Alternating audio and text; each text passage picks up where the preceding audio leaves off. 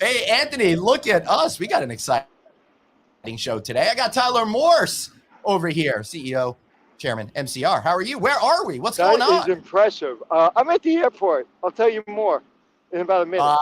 All right. I guess you got to fly. I'm Anthony. Welcome to No Vacancy Live. That's my friend Glenn. You're watching the #1 show in hospitality.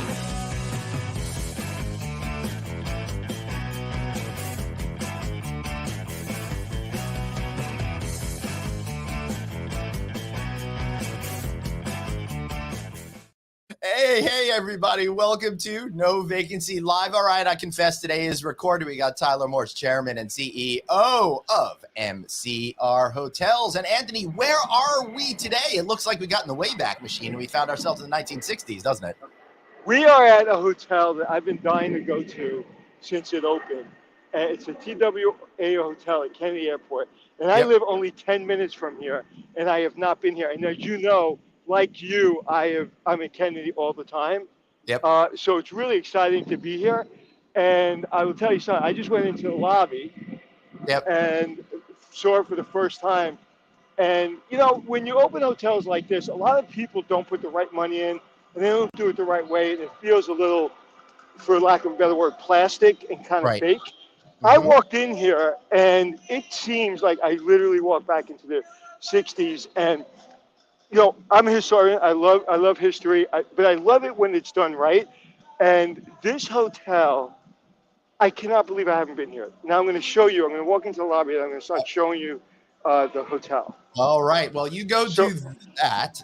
Well, look at the cars, right? And as soon as you walk in, you know they're in the uniforms from the era, and then you walk in, and that's the front desk. They have the BMW. That's the BMW, right? Yep. And then, and look, it looks like it did back when the TWA Hotel was open. And you're walking in. Terminal. Yeah. Anthony, you're standing exactly where the baggage claim was invented by No Ernest way. Saarinen in 1962. Are you serious that they invented the baggage claim for this building? First baggage claim ever. The bags came shooting out of the ground and they spun around on a turntable just like we have now. The problem was back then the turntable held about 20 bags. Right. So it did not meet modern standards. No, it certainly didn't. Anthony, let me set up the show for a second. Just hang tight. Of course, we got Tyler Morse here, who's behind the genius behind this particular product. We're sitting in an airplane from 1954-ish. 1956. Close. Close. I was close. And Anthony's in the main terminal. And Tyler, I got to tell you, I'm old enough to remember flying out of that terminal back in the TWA days and in the early days of JetBlue when they still utilize this place. So how did this come about? Because this is such an out-of-the-box idea that's kind of like helping reinvent this entire airport. So, Glenn, it's great to be here. Thanks for having me. This is really one of the most iconic buildings in America. Yeah, sure is. And I have been in awe of this building for decades. I, too, flew out of this building on TWA. I would come in on a 47. Landed JFK, sat on the upper deck when it was a smoking section and a bar and lounge. And it's just an incredible building. And I would fly out of JFK and sat here looking at this building. It was dark for 20 years. And it was one of those things where you say, well, somebody should do something with that building. Right. And one day I woke up and I said, I'm going to be that somebody. Yeah, first of all, it's amazing that this building stayed here intact. And it's, I guess we could thank Jackie Kennedy Onassis for, for setting the stage for protecting our classic buildings here. And this is one of the most classic buildings that there is when it comes to the airline. So you decided to do it. But how do you go ahead and do it? Very complex process. You just call up the Port Authority and say, hey.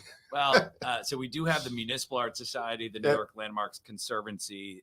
They tried to tear this building down twice. Right. A bulldozer pulled up in front of the building. Wow. And they blocked the demolition of the building.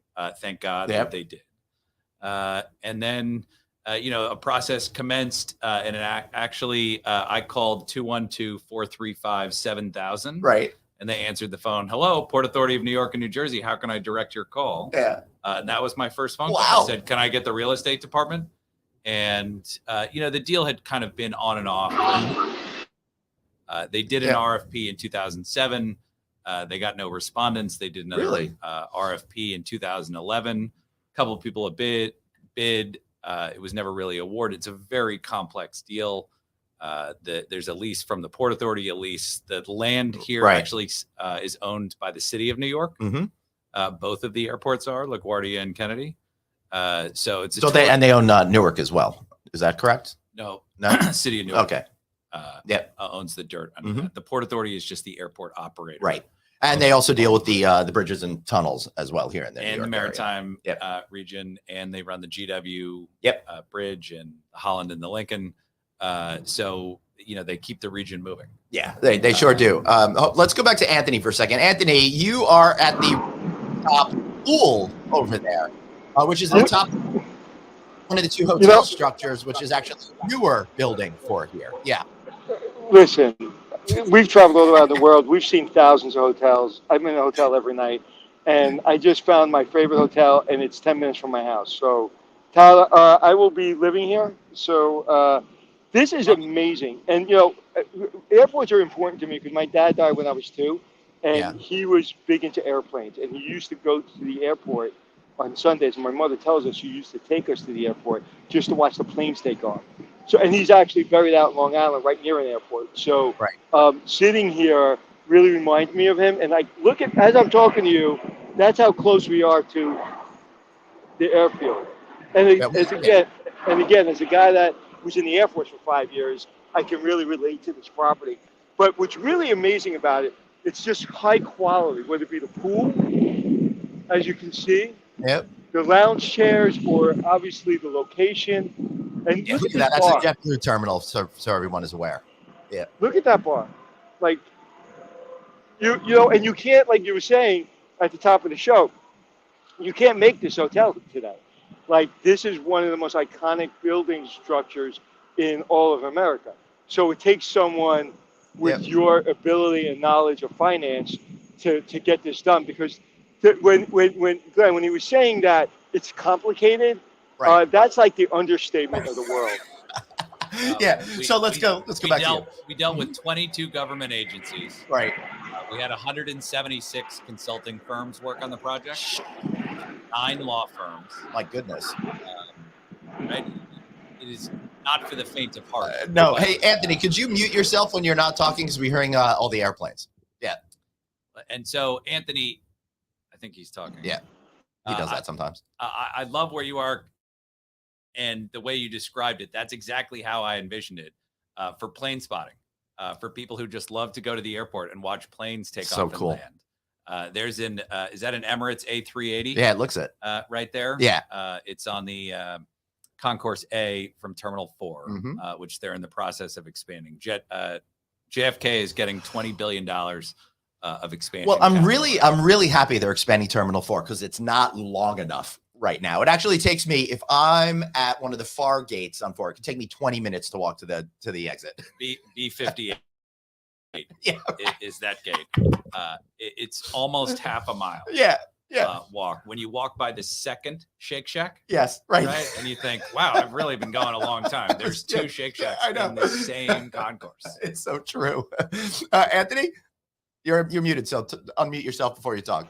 It seems like I do that walk every week, and I say the same thing. It's like, 2 Shake Shack walk? Oh my God. But you know what? It's just really, and we're coming up with a new show, and I'll show you a clip of it when I get back over there. But the show is about taking what you do in finance and development. I was an asset management participant. So getting that world and the operation world together and really showing people around the world how incredible this career field is. Because it's not just about cleaning rooms and checking people in, but it's someone with your know-how, your ability to develop something like this, to bring it to the masses, and then give it to a team of people that get to play in this kind of playground. This is amazing. Yeah, for sure. Hey, Anthony, it's super, super windy up there. Maybe you should go show us the inside of the hotel at this point. So where Anthony is right now, we're tied for first. Yeah. For the number one plane spotting place in the United States. Where else? The In-N-Out Burger at LAX. I've been you there. know that place. I do know that place. Right? I would also argue North Runway. that there's a great place at Dulles to go as well. On your way to the Udvar Hazy Air and Space Museum, you go right by the runways. You park right there. You're right at the end of the runway. That'll be number 2 in my book. All right. So wait, he's back. Yeah. Take me out, and I'll see you in a minute. All right, you got it. All right. So while he's doing that, so you've made these phone calls. Right? You've got the project moving forward. So where did you decide on maintaining that 1960s aesthetic and make it like you went in 100% as opposed to little touches where you see a lot of places would do? 100%. So we wanted you to feel like you walked into 1962 when you walked into the building. Yeah. Everything from the music. The only thing you don't have is the cigarette smoke everywhere. Correct. Yeah. We went so far, we actually trademarked the year 1962. No way. As part of this project. Yeah. Nobody thought our intellectual property lawyers didn't even think that was possible. Yeah. And we went, and the U.S. Patent and Trademark Office gave us the trademark for 1962. That's amazing. So if you use that, you owe me a nickel. All right. So that's part of the financing. Fortunately, I like 1961 and 63. So I think we're clear. All right. So you got in here. You decided to go full tilt on this particular angle. So what was that like? Because now I've done a bunch of coverage on this, and I know that like you had to to find these Connie chairs, you had to search garage sales and all sorts of stuff for it. And rotary dial phones, we ordered 650 rotary dial phones on eBay. Right. Had the guts taken out and put a pulse to tone converter box inside. Right. And a tone to voice over IP converter box inside. So you can actually do your internet banking on our rotary dial phones. That's cool. Interesting kind of side note for you. But do you know where the U.S. area code system came from? I do not. It was invented when the rotary dial phone was the best technology out there at Bell Labs at an Aero Saarinen design building in Holmdel, New Jersey. Really? But the worst number to dial on the rotary dial phone is the 9. Yep. So you ever could be 5 digits in and screw up the 9, and then you got to hang up and start all over again. The shortest number to dial on the phone is 212. The second shortest number to dial is 213. Yep. Equally short is 312. So 212 is New York. 213 is LA. Yep. Southern California. 312 is Chicago. It went by order of size of city. Right. That's interesting. So you can tell who was a favorite of the Bell Labs engineers at the time. So Dallas was playing way above its weight with 214. Yeah, it sure was. Detroit and South Florida did pretty well. San Francisco was okay at 415. Yep. Boston got shafted at 617. Yeah, they sure did. I wonder what they did around the dial.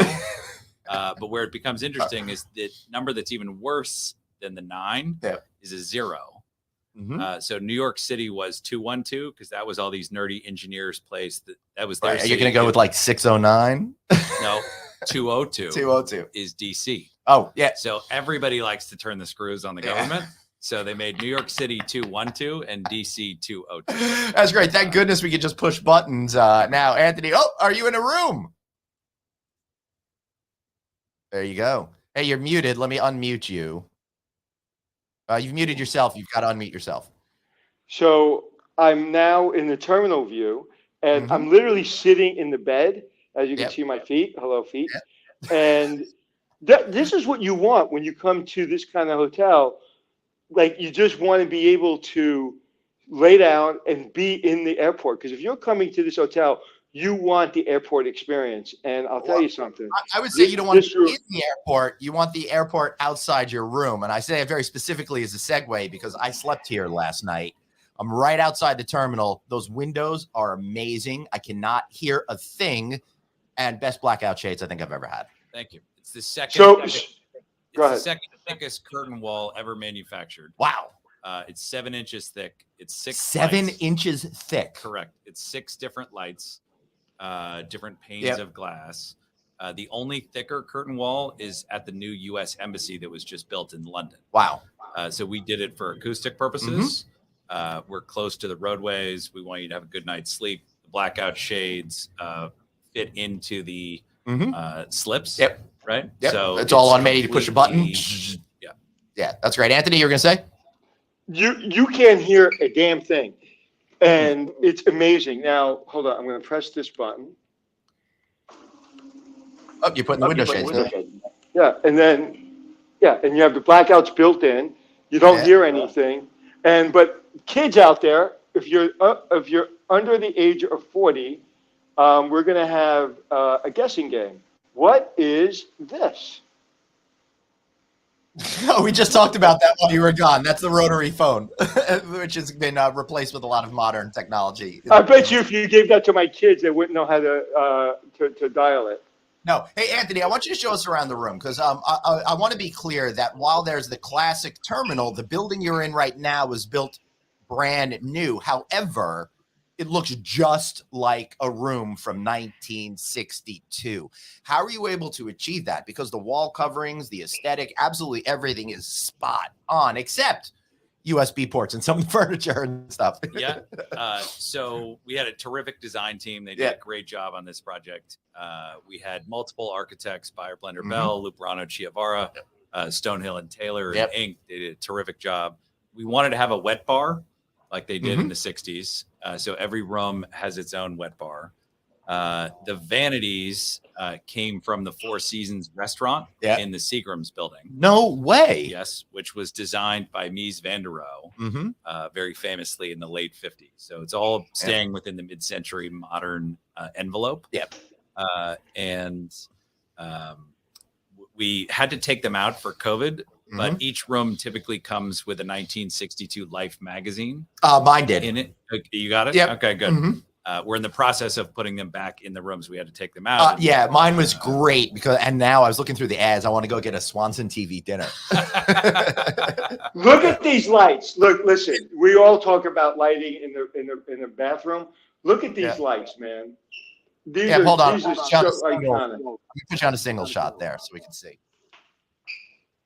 So stay on the single shot, and I'll bring you through the room real quick. So it really does feel it's a brand new hotel, and it's gorgeous. And what I like about it is the square footage. They really they didn't minimize the bathroom. They made you in rooms like this. Sometimes they minimize the bathroom. And not only that, older buildings, right? Older buildings typically, Anthony, just have smaller footprint in the bathrooms. You did not do that. No, and I love the little wet bar. And then the room, the bed takes up a big part of the room, but it makes perfect sense. You have a beautiful desk overlooking the airport.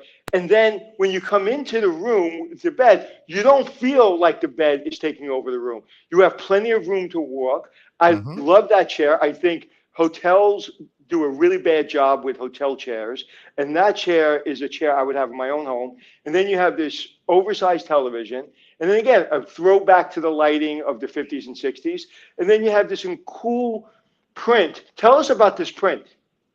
So that print is by David Klein. That is Times Square. He was an iconic graphic artist from the 1960s. And we have a place that we call the Hall of Kleins. Maybe you saw that outside of the 1962. With all the different locations. It's all the different posters that this guy created. So I hand collected every one of those posters, sent them off to a very high-end poster manufacturer, and they mounted them. So every room has either one or three different posters, depending on how it's oriented.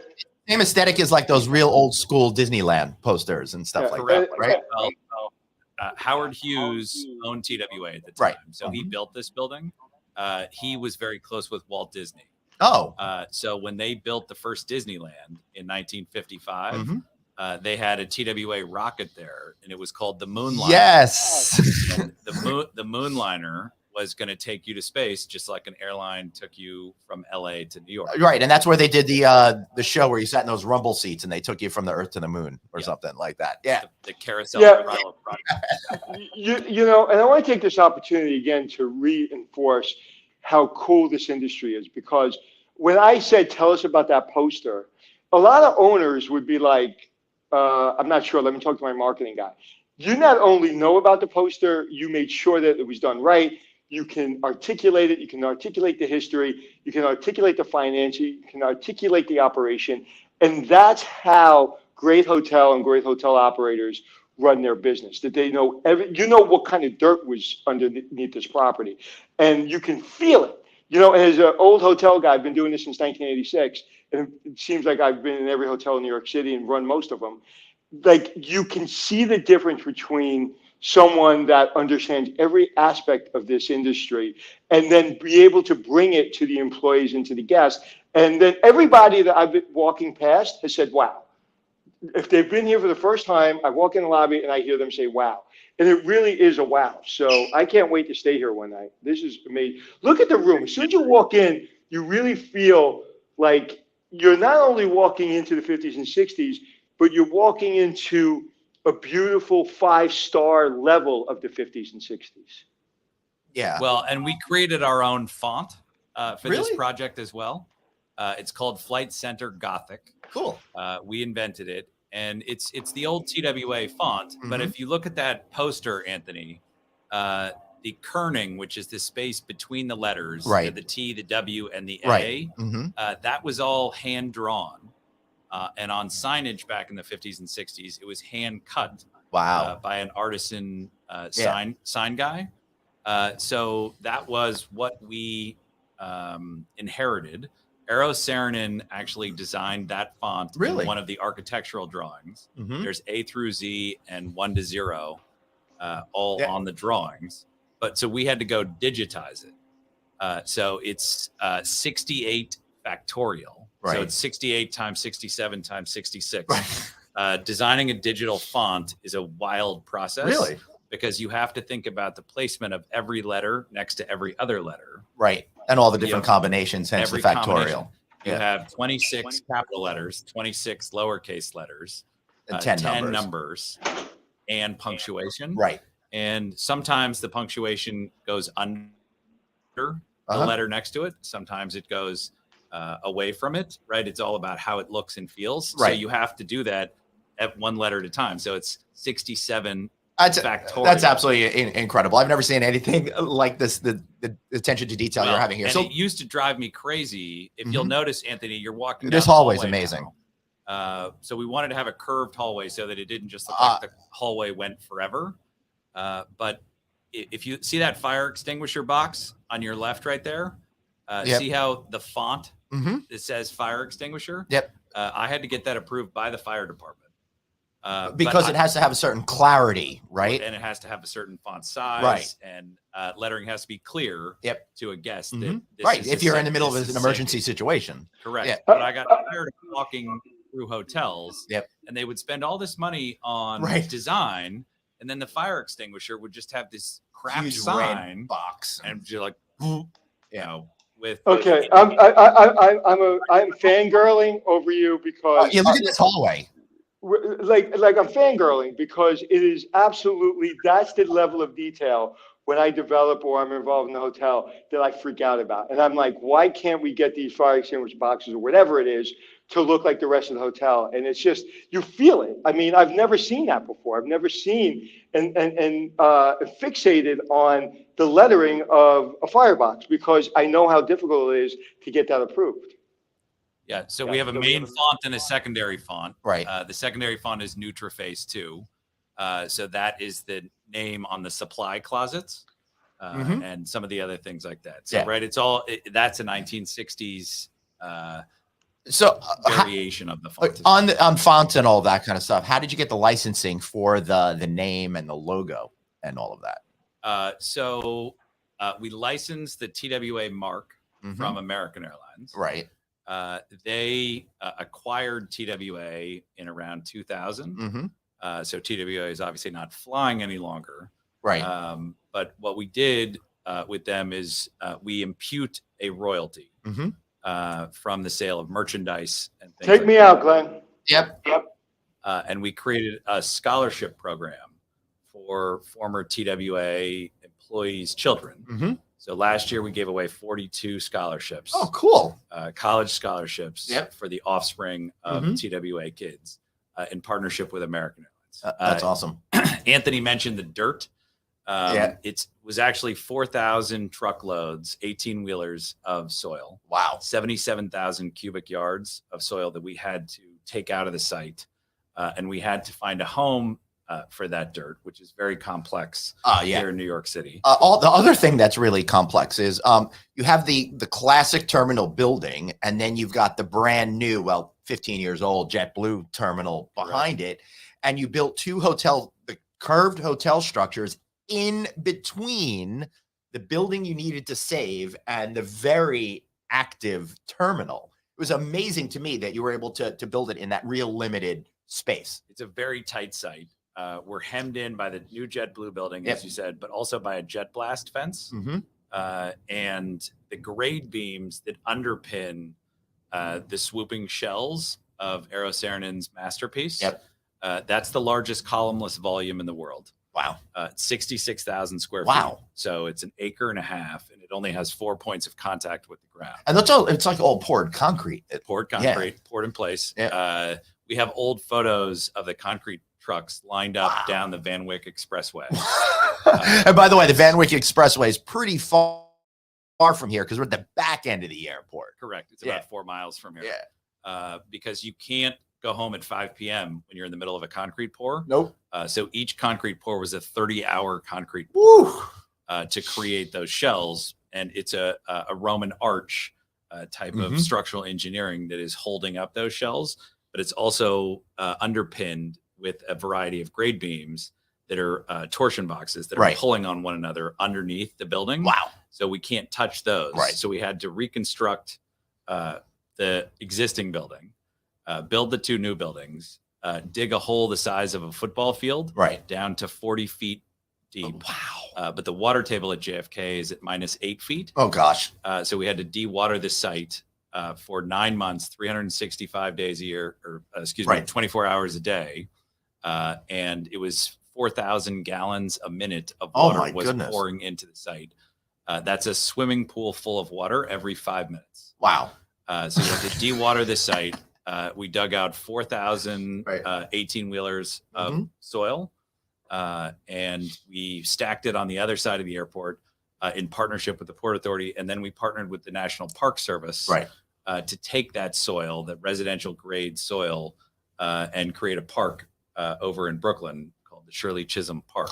Which just recently opened. Correct. That's our soil. So the Shirley Chisholm Park used to be, it used to be a dump, right? Correct. And then they closed it and they let it sit for a long time. I think this went back to when Bloomberg was mayor over here, right? They let it sit for a long time to do whatever they had to do. And then they just recently opened that park. That's amazing. I can't believe you did that. Yeah. So we actually had to touch the dirt twice. Right. But we worked with the Queens community to keep those 4,000 18-wheelers off of the Van Wyck Expressway, the Long Island Expressway, the Gowanus going over the Staten Island bridge, the Verrazano Narrows Bridge.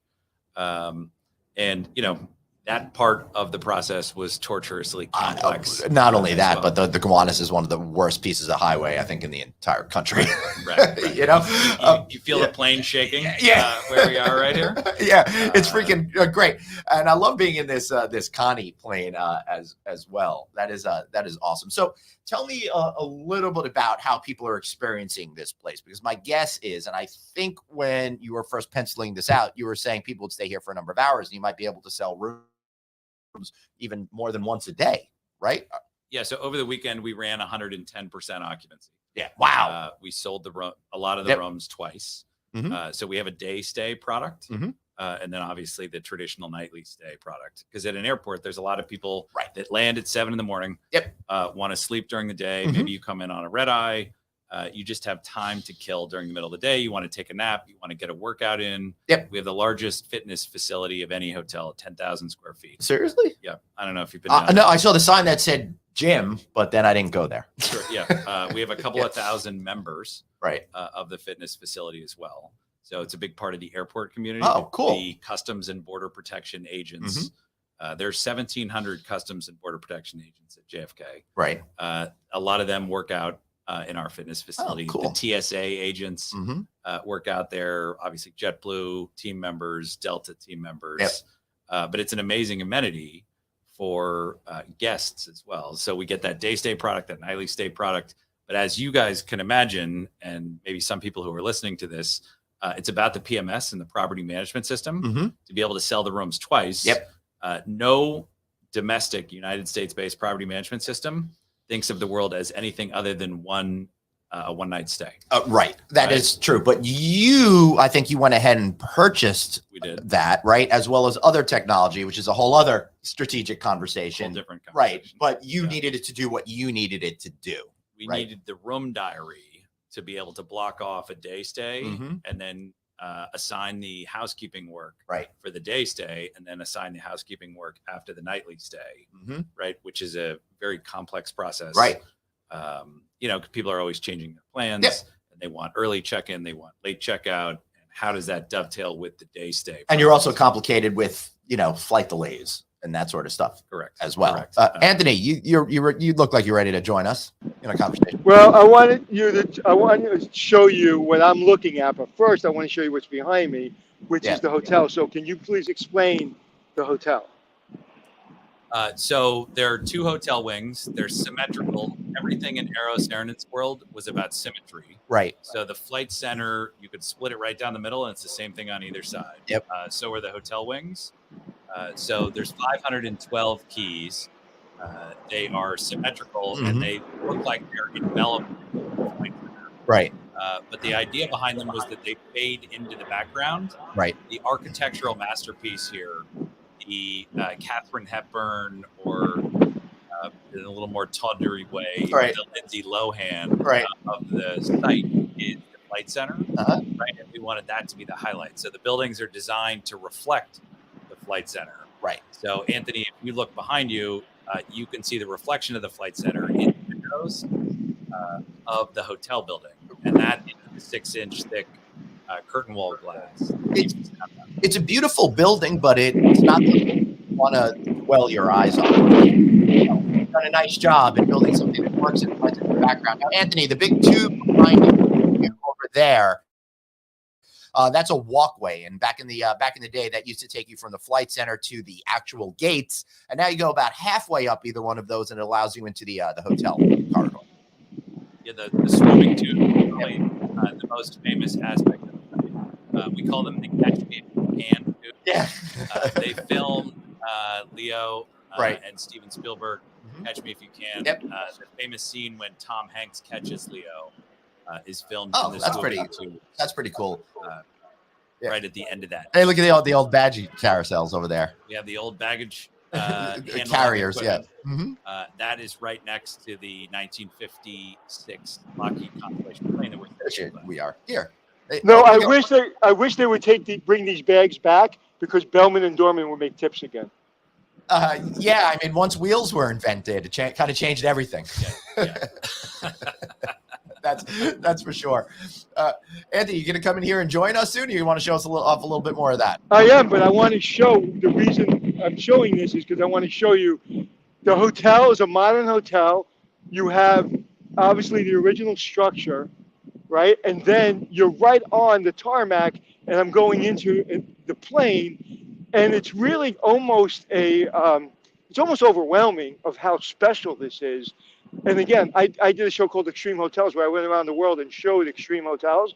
And this is the most extreme, but really feels like you just kept, like, everything about this feels original, and feels real. And it's just amazing. I'm still in awe. And I'm underneath the plane right now. You're walking over runway 4 left that we painted on the tarmac there. The idea behind this was that the plane is on the taxiway and is about to take off to the east. So if the plane just goes a little bit farther forward and makes a right, so we have FAA sanctioned, they're called sequential flashers. The ones that are buried into the ground? They're buried into the tarmac. Those are the same lighting that you'd buy for an actual runway. Oh, cool. We bought it from the FAA supplier. Nice. And it's a sequential flasher. There's 4 left.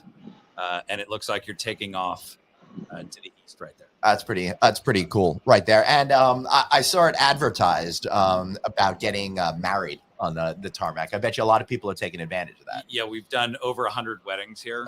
And it's a lot of people in the aviation business nav geeks. So quite often it's a flight attendant and a pilot who met on an airplane, and they love the aviation business. And they walk right down the center of the runway right there, and that is the aisle for their wedding. That's pretty awesome. Look at that. This is so great. So we're sitting in that plane right now. Anthony's going to be coming up to join us. So Anthony, why don't you join us, get repositioned, and we haven't even had a chance to talk about the rest of your business right now. And so obviously, well, not obviously to people who don't know, but you're like the third largest owner here in the United States. Third largest owner operator in the United States. We have 151 hotels. But before we get too far into that, I should also tell you, just on the point of complexity, we built our own power plant. No way. For this project. Wow. It's on top of the building that Anthony just walked by. That's the north wing, or as we call it, the Saarinen wing. Yeah. So it is. I think I was in the Howard Hughes. Yeah, you were in the Howard Hughes wing. It's a completely islanded power plant with battery storage. Yep. So it's kind of like having a Tesla power. That's pretty cool. I will say I'm getting a little bit nervous over here because I think we've got a pilot that's going to try to fly us out of here. So that's not any good. So Anthony is now sitting in the captain's and you're seat. muted, Anthony. Yeah.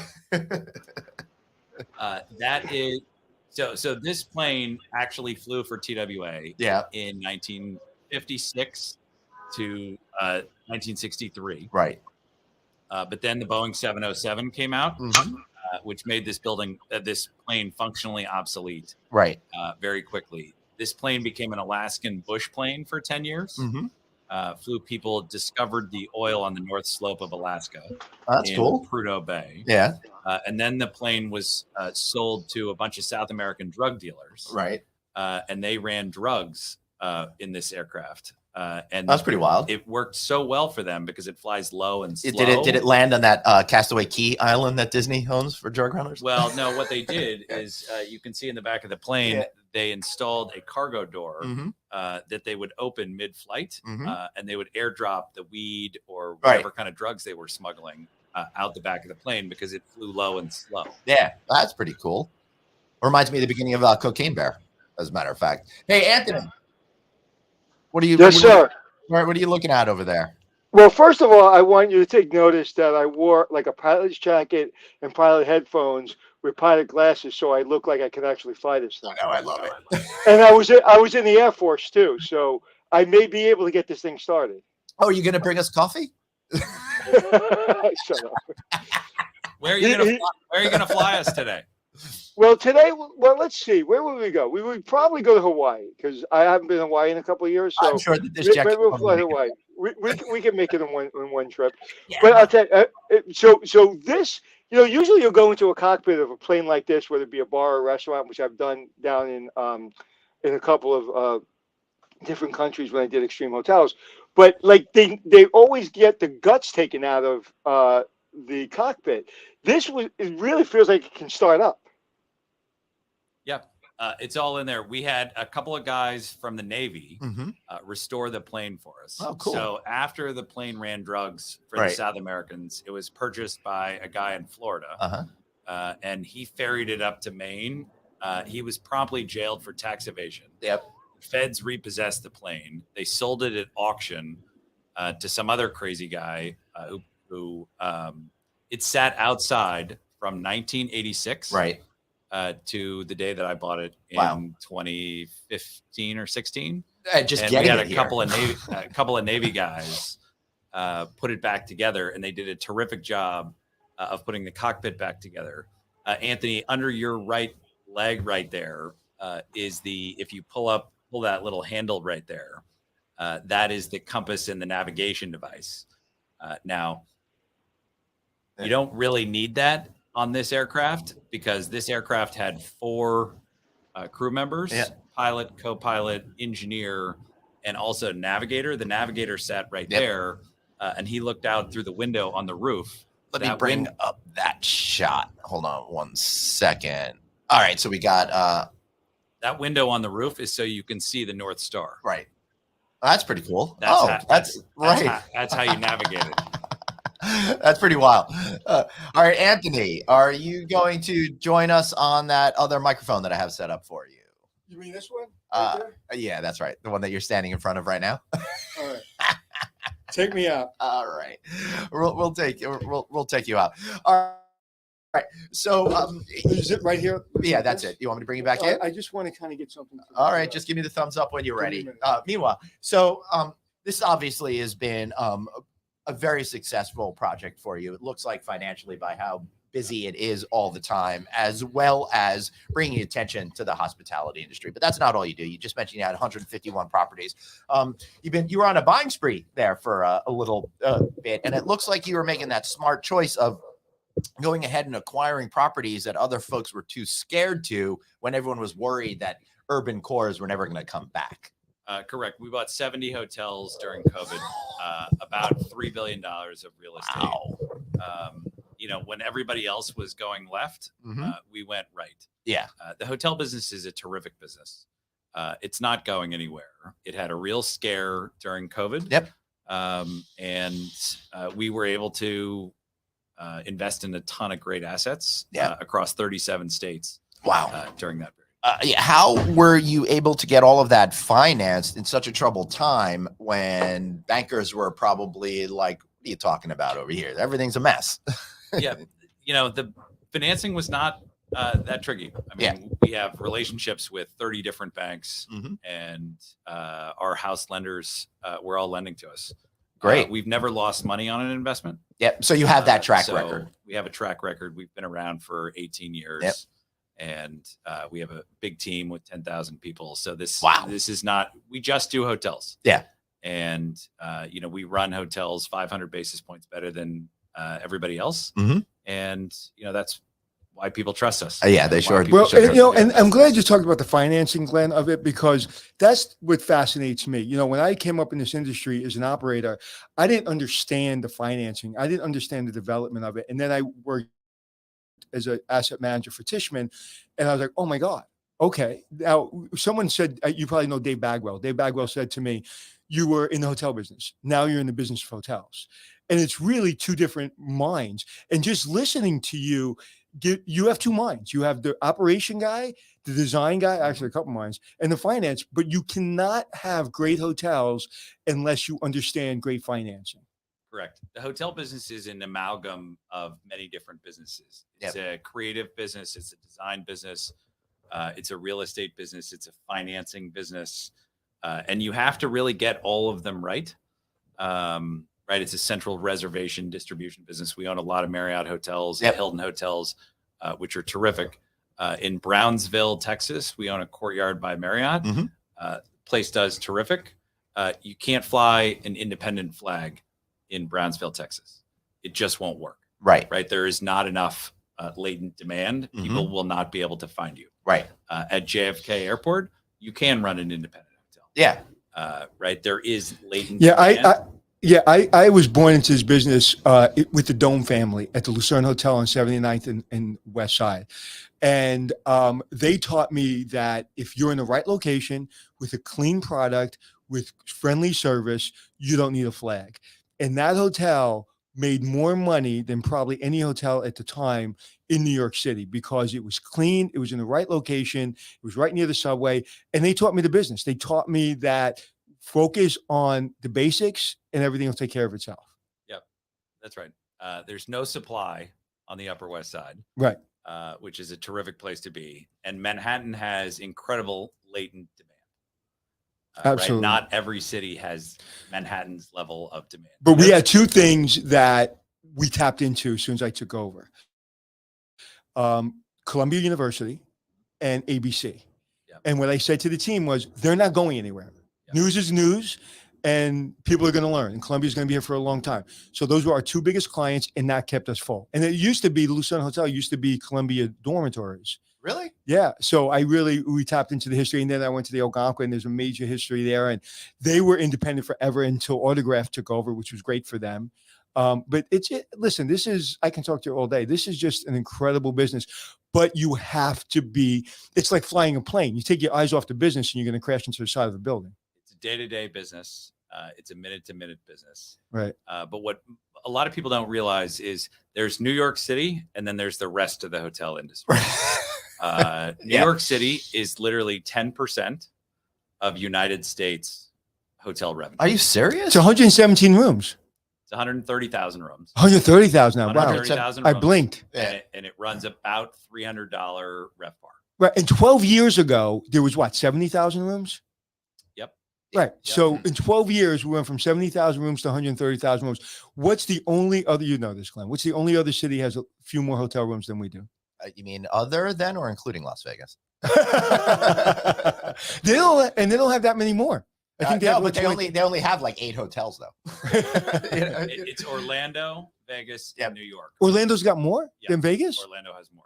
Now you start to get into how far out in Orlando do you count as Orlando? But if you look at the whole market, Orlando is the biggest. Yeah, and what's fascinating, Vegas is number 2, and New York City is. But what's fascinating to me is when people get into this business that don't know this business is you go into Orlando, and again, I've done a lot of hotels in Orlando. As further you get away from Disney World, like the center of Disney World, you can go from $600 a night for a room to literally $29. Yeah. And people think, well, I'm in Orlando and mile from Disney World. Doesn't matter. It's like Long Island City. Look what happened in Long Island City. Everybody's like, I'm going to put hotels in Long Island City and it's going to feed off in New York City and we're going to do New York City numbers. Well, I think most of the hotels in Long Island City just flipped in the last, 10 years. They have. People have been saying the same thing about Brooklyn for a long time, too. New York City shrinks back to the core in tough times. Right. And then it'll expand out. And as it's expanding out into Brooklyn, everybody says, oh, this is just going to go forever. But it doesn't. It shrinks back to the core. And it comes down to public transportation. Right. You want to be close to your meeting and you want to be able to either walk there or get there with a couple of subway stops or maybe take a taxi. Brooklyn is a different. Right. I've got something I want to say about Brooklyn. I used to live in Park Slope and I used to live in Kensington. And I remember probably about 12, 15 years ago, they started building everything on 4th Avenue and 3rd Avenue. I'm like, who is going to stay in any of these hotels? Right. So there's a lot of places where there was land available, but it didn't seem to make sense. There isn't business demand. Yeah. Over there. Yeah.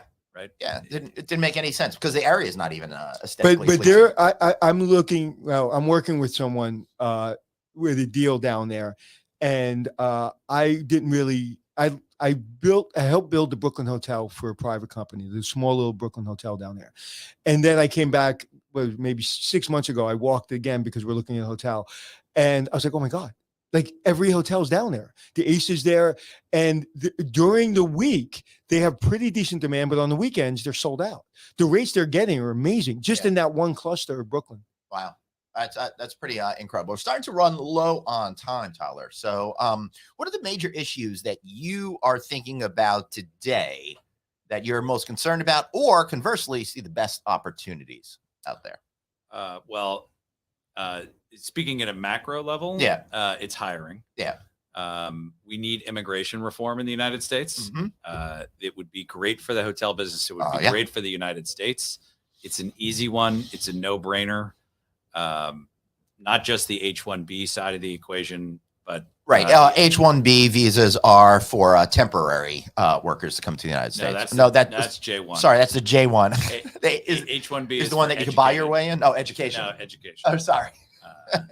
Yeah, you know all the. But you know also, and we'll talk after. Just give me 1 minute after we get off air because I want to talk to you about something. But we need to take people in this country that are sitting on their mothers and fathers' couches, that not sure they want to go to college, they're not sure what they want to do, or they came out of college and they don't know what they're doing, and they're like, well, I maybe should have went to law school, I should have become a doctor, I should have listened to everybody, and they have no idea that this industry exists, and they have no idea people like you exist. They have no idea that, when I talked about the dirt, then I heard you talk to Glenn about how many tons and what kind of dirt. And like, they don't know that if you're a designer or an accountant or a creator or a hotel guy, you have a place in our industry. And we're about to announce something in Vegas at the hospitality show that is really like, we need to do something like we're about to announce, because it's not just getting retreads that people bouncing around this industry. It's getting new people in this industry and get them excited. We're excited about this industry. You understand this industry, and this is the greatest industry in the world. It's a great business. And there's tons of career opportunities. in this industry to just keep moving up. Right. And you can move sideways, to Anthony's point, on the development side, on the financing side, on the creative side, right? Not necessarily on the operations side. There's food and beverage opportunities. The business has tentacles that are quite wide. I was just at the Breakers Hotel and I spoke to the sommelier. I don't say that right, but he's a master, and there's only 271 in the world, right? I think he started as a bellman, and he's from Mexico, and he's the only Mexican master of wine in the world. Wow. And they put him through the programs over a period of years. And I said, did you ever think you would do this? And he started to cry. Right. He goes, no, I have a skill that very few people in the world have. And that's what this industry does. Yep. Yeah, it sure does. So, Tyler, on other issues, you've been buying probably a lot of underperforming assets. For people don't know, that's typically the strategy. You go in, you see a property that you think you could probably redevelop, put a good PIP into, really have more of an upside. Are there still a lot of those properties around that you're able to find at this point? There are. The hotel business also attracts some ego investors. You think? And, some part-time hotel people. We love buying from part-time hotel people. This is a business that you have to dedicate yourself to. You can't dabble in the hotel business. Yeah. I love that. I love that. Maybe you can dabble in fine art. Some people dabble in cocaine. You can't dabble in the hotel business. You know, right? You should either be in it or not. But a lot of people dabble in it, and those are great opportunities, and those will exist forever. Because people are attracted to it for sexy reasons or ego reasons or local reasons. So those opportunities will continue to exist. There's too many to count of how many people that I've worked with as a consultant that dabble. I was like, okay, you're dabbling. Dabbling doesn't work in this business. It's so true.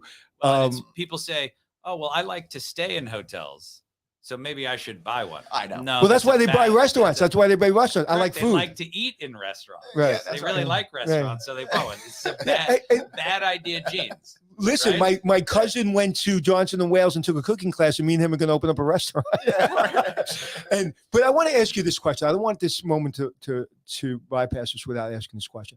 One of the biggest challenges right now, people like you, owners, developers, visionaries, and the brands. Where are we with the brands and with what's going on with ownership? We've all, we can make believe that in 2 years during COVID or 3 years during COVID, they didn't gut their executive team and they didn't lay them off. And now they're working on, 50% of the team that they used to have, and owners are getting frustrated. And we know, I don't want to talk about what's going on, but in general terms, what's going to break or what's going to come together? What's going to happen? Right. And let me just say, a lot of companies, besides the numbers, lost a lot of institutional knowledge as well. Please continue. They did. I mean, what the brands are central reservation distributions systems. And we're down to 7. They each own 30 different marks. And 21 marks and that kind of thing. And they got to deliver. So the highest return on invested capital in the industry is Residence Inn by Marriott. And the second highest is Hampton Inn by Hilton. And then there's a variety of other products. Some are good. I like the Express, the Holiday Inn Express. Holiday Inn Express kills it. I think one of the most interesting strategic moves recently was Hyatt's purchase of Mr. and Mrs. Smith. It was a small buy. Mr. and Mrs. Smith. Not even familiar with this buy. I was too caught up with the Dream acquisition. Maybe 60 days ago they did this. Mr. and Mrs. Smith is a small, off-the-run, design-oriented OTA. Right. We're also down to 2 OTAs, Expedia and Booking. They each own 30 properties as well, but there's really 2 companies behind them. They're getting all of their business from Google keyword search purchases, SEO and SEM. They buy about $9 billion. They spend about $9 billion a year with Google. And that's where they get their customer acquisition from. And I should say that's more than all the hotels combined can even do in advertising. By country. Right. Exactly. Not even close. Exactly. But interestingly, Google is now front running the OTAs, right? When you go on Google, which is basically ubiquitous and a monopoly, and you type in a hotel name, their engine comes up first and returns the rate to you. So they're really front running Expedia and Booking. So now you have Mr. and Mrs. Smith, which is a small thing. Hyatt's got, I think, 20 different properties. And now they own Mr. and Mrs. Smith. So they're going to be distributing through Mr. and Mrs. Smith. Of course. And you're going to be allowed to earn Hyatt points on Mr. and Mrs. Smith. So now all of a sudden you can book through an OTA, but get the that Hyatt is points. A huge difference. This is a sea change for one of the traditional C corps to own one of the OTAs. Right. The OTAs have traditionally been the frenemy of the business. The kind of person that you hold your nose and deal with because their commissions are so high, 15 and 20%. I think at something like at a HOA, you were saying if you could just cut back on some of that, just a big part of that 15, 20% is still a lot of money. Right. Well, here at TWA, we're not on any of the OTAs. Right. And you're not? Not at all. Wow. So how do people whatsoever. find We're you? Just smart marketing. We also don't have a call center. The only way you can book a room here is TWAHotel.com. It sounds like Southwest. And we charge in full at time of booking, just like when you buy an airplane ticket. American Airlines does not let you make a reservation for one of their planes. The hotel business runs 30 to 70% cancellations. Wow. Okay, so let's look. So to manage your book of business, with 30 to 70% cancellations, and a lot of those, as you might expect, come 48 hours ahead of the stay, 72 hours ahead of the stay. You're essentially selling the same room 1.5 times. What's your cancellation policy? Here, none. As soon as you book it, you buy it, you book it. Correct. So this is we have a flexible rate, and you can cancel that with a small, modest penalty of $10. But that one costs more. Most people buy the non-cancelable room because it's less expensive. Wow. And that's where dabblers get into problems. They're like, that model I'm going to take it on I-70 in Missouri for my hotel, my independent hotel, and I'm going to use that model. You can't cancel. It's like, oh no, I'm sorry. You're that in the parking lot of Kennedy Airport. It doesn't work. But that it only works in an area like this, with a hotel like this. So you have everything working for you. And it takes a brain like yours to say, no, we will be able to get this done. Well, and it takes a bit of guts as well. Right. It is a non-traditional move, and we're doing it with our Manhattan hotels as well. Where you have to pay upfront at time of booking and no cancellation. Wow. That is fantastic. Right. And in a secondary site in Missouri, harder to do. A little harder. Right. Harder to do. A little harder, right? But it's the concept of all hotels are created differently, and you have to assess the demand patterns for your hotel. And if you're in a strong market, if you're in Key West, you can do that. If you're in South Florida, you can do that. If you're on the Riverwalk in San Antonio, you can do that. If you're on the Santa Monica Pier, if you're Swan and Dolphin in Orlando, you can do that. If you're a highway hotel and it's a windshield buy, right. It's not the same equation. You know what's interesting? You've just proven my concept. I think there should be a new rule in our industry. No one should be general manager of a hotel unless they went through 6 weeks at least of revenue management training. Because everything you just talked about it's all about revenue management. It's about yielding. It's about strategy. And what percentage of a hotel in New York City comes through revenue management as opposed to direct sales? It's probably around 25%. It comes through revenue management. Comes through direct sales. Alternate channels. Okay. And it's just, if you don't understand it, if you're running the hotel and you're operating a hotel and you don't understand what the owner's looking for and you don't understand how to yield your hotel, you're just listening to people and you don't understand it from the guts. Like, you understand your business from the guts. Nobody can be in a meeting with you and bullshit you. One thing I would very rarely. Wait. I want to hear the answer to this. Sorry. I accept that challenge. So one thing about your philosophy, and I don't hear this spoken about enough, is 100% occupancy is not a good thing because you're leaving money on the table, right? Well, it depends when you get it. Correct. Yeah. Right. Like I'm 10 o'clock thinking- on that night. Yeah, that's fine. But I'm thinking about writing a book called "You're 100% Wrong." It's a great book. Yeah. If you run 90% at $100, that's $90 RevPAR. If you run 80% after you do the math, I'm not doing the math correctly in my head right now. No, but you're doing it the opposite. I'm going with the wrong direction. You're better off running 87% at a higher rate. Sure. But the industry is geared toward trying to sell every room. Right? Everybody's always heard the perishable milk story, the perishable inventory.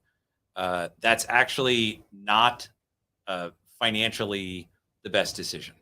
Yeah. The best financial decision is to, if you're running 100%, then you should charge more the following week. Yep. And if you're still running 100%, then you should charge even more until you get to 87%. Because, by the way, it's fewer rooms to clean. You're not going to have to walk wear and tear. And it's just, when you're at 98, 99, 100% occupancy, it's taxing on the team because, those last minute cancellations, some people have to wait to check into their room, right? Creates some service issues, right? It's more challenging. You run 87%, everybody leaves happy. You get a higher rate. You have some rooms that you can slough off. And if it's a really busy night, that last 13%, you could sell at a premium. I always say the person that sells out last wins, right? So it allows you to have that premium, but you have to look at your revenue and your RevPAR and a report that I developed called the Oscar. You have to look at that every single minute of every single day and not look at tomorrow or next week. You have to look at, December 28th, this morning. Like you have to look at that, 3, 4, 5 months out to know how many group rooms picked up, how many transient picked up. What is your competition doing? Why did we pick that up? What happened to that group contract? When is that dropping? Like if you're not completely geared into all those switches, like an airplane, if you're not putting all the switches on, you're not going to sell out the right way. Right. Well, and what nobody talks about, you just kept talking about pickup. Right? That's what most people talk about. What nobody ever talks about is the cancellations. Okay. Cancellations are rampant.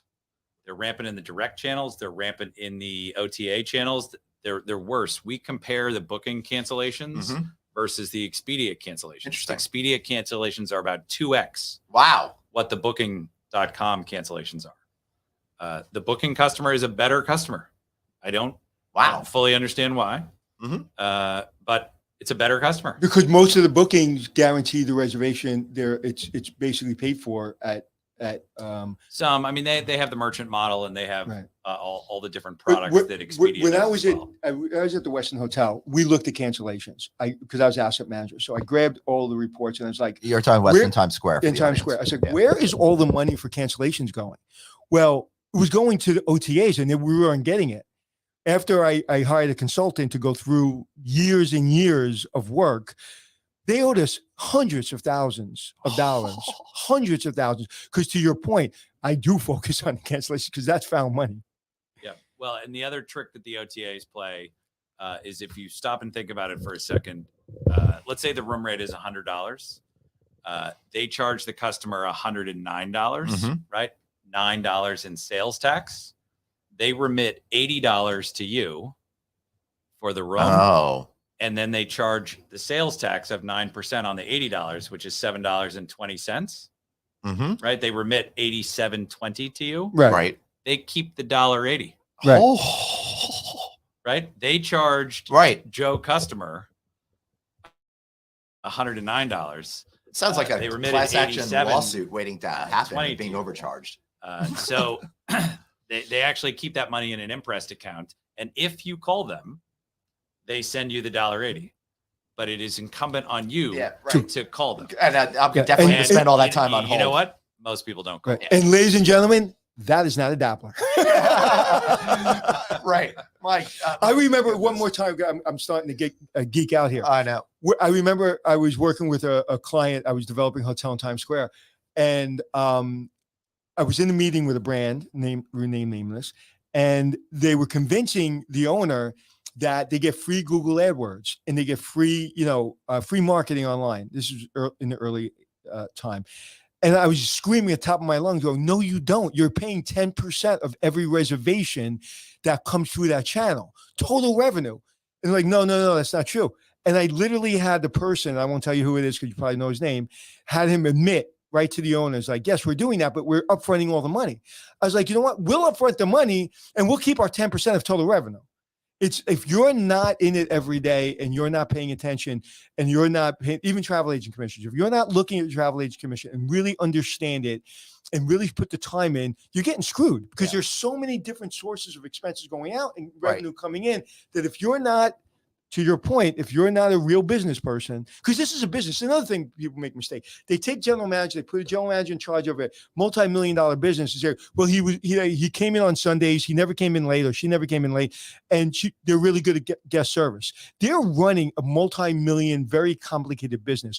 If that's your litmus test for hiring a general manager, I think that's one of the reasons we got into a lot of service and business problems in our industries, because you're taking people who are really good at customer service and coming in on time and having them run a multi-million-dollar company.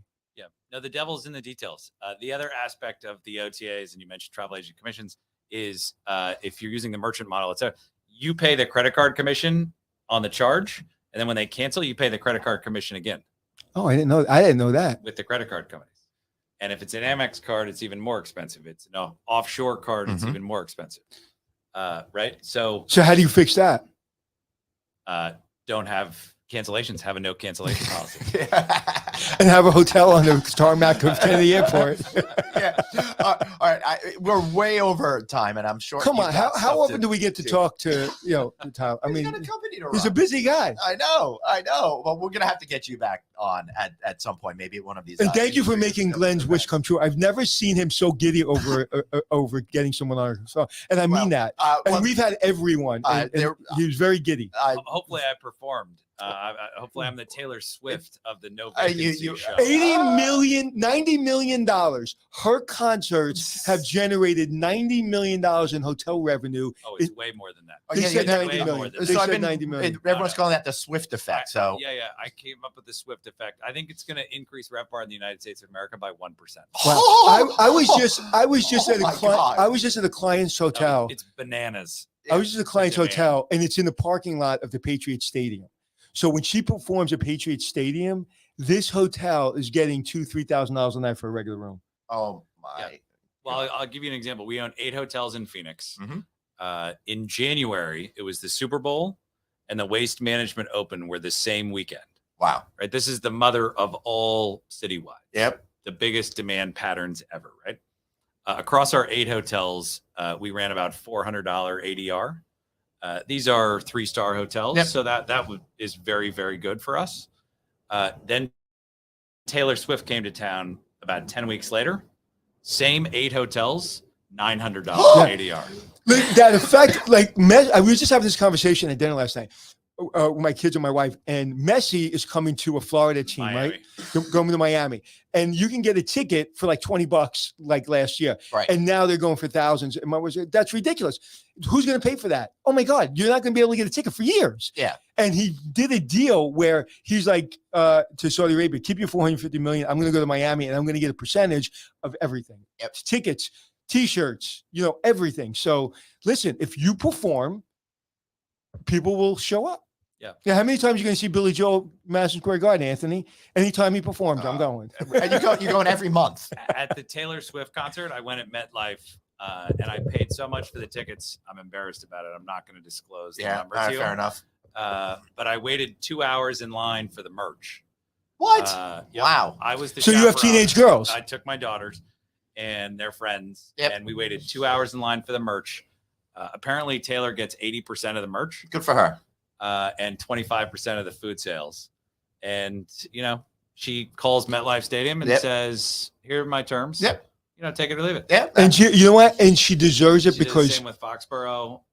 Same with Sophie Stadium. Right. She absolutely deserved it. She is a force of nature. She's amazing. She does the work. You know, people like her, they look at with kids and they look at her and go, oh, she's got a beautiful voice. She's so lucky. She is an animal when it comes to work and when it comes to putting in the time and giving her customer what they want. You know, and she's re-recording all of her masters right now. That was genius move. You know, genius. She's undercutting Scooter Braun. Yeah, that was all because she didn't have the rights to that. Right. So nobody has the rights. But if you're, but let me ask you a question: if you're Scooter and you're going to pay billions of dollars for that, wouldn't you think in the back of your mind, well, she'll just re-record everything and I'll be screwed? That's always a risk in the publishing world. Right. Music publishing. Every artist could always do the same thing.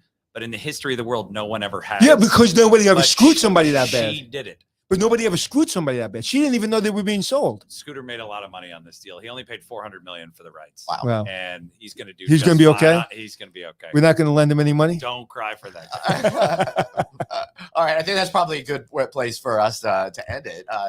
Tyler, any last piece of advice you have for up and coming hoteliers who want to achieve success in whatever track they take? I think learn as much as you can every day about the business and about all the facets of the business, and raise your rates. Yep. I love it. Get more aggressive on those rates. You know what? I'm reading. I was very fortunate to get Lisa Perlow, who's the chairman of Celebrity Cruise Line. She gave me her book so I can write a thing in the back of her book. And I won't tell you anything about the book outside of she believes in that. Give a great product, and raise your rates. Yep. Raise your rates. Great. Well, that is the perfect way to end it. All right. So here from the Connie and the TWA Hotel at JFK. Thanks so much for being here, and we'll see you next time. Oh, yeah. And remember, you've got one life, so blaze on and be kind.